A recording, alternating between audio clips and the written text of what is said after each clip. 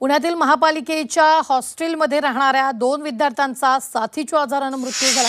Doctor Babasaheb Ambedkar वसतिगृहाच्या दुरवस्थेमुळे वसतिगृहात सर्वत्र घाण, डासांचं साम्राज्य पसरले।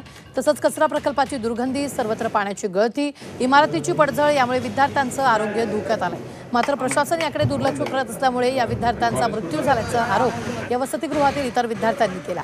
तर याचाच आढावा घेतला आमचे प्रतिनिधी अरुण मेहत्रे यांनी। महापालिकेच्या हॉस्टेलमध्ये मुलं कुठल्या परिस्थितीत राहतात त्याचा आढावा आपण घेणार आहोत। घोले रस्त्यावरचं हे डॉक्टर बाबासाहेब आंबेडकर वसतिगृह, जिथं राज्याच्या कानाकोपऱ्यातनं गोरगरीब विद्यार्थी राहत असतात। प्रवेश करता क्षणी हा तळमजला हे दृश्य पाहूनच आपल्याला वेगळं काही सांगण्याची आवश्यकता पडू नये। अतिशय घाणीचं साम्राज्य सगळीकडे पसरलंय। साधं जेवण, साधं स्वच्छता ह्या बेसिक गोष्टी पण इथं नीट नव्हत्या। राहण्याची सोय नव्हती। मुलांना आता तुम्ही आत्ताच दाखवलं एवढा मोठा कचरा आहे तिथं।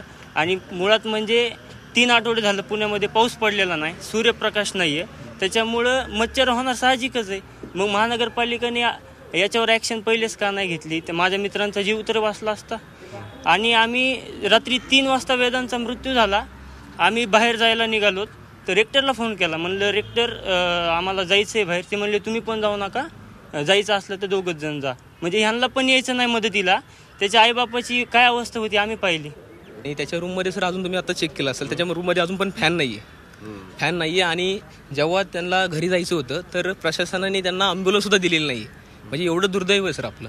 विद्यार्थ्यांनी आवाज उठवल्यानंतर, हे प्रकरण बाहेर आल्यानंतर का होईना संबंधितांना जाग येईल आणि या विद्यार्थ्यांचं जगणं म्हणजे खरं तर त्यांनी जिवंत राहणं हे शक्य होईल अशी अपेक्षा बाळगूयात। व्हिडिओ जर्नलिस्ट विकी कांबळेसह अरुण मेहत्रे, झी 24 तास, पुणे।